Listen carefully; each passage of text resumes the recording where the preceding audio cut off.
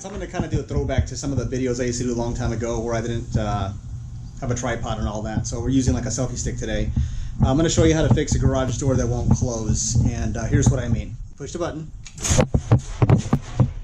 And it doesn't work. Do it again.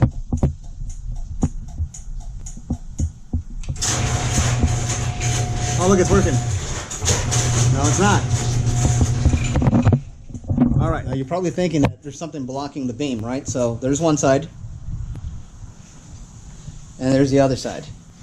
The problem is as the sun is setting and it's hitting that exactly on there. And that sunlight is causing a glare and it's not closing.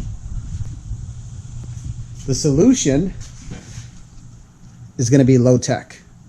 We're basically going to take this and I'm going to trim it and we're going to cover this with a pair of scissors. Let me do that real quick. Yours is going to be shaped differently, but basically I took a tube, cut it like that. It's going to slide over like this. Okay, so now we can go to push a button again.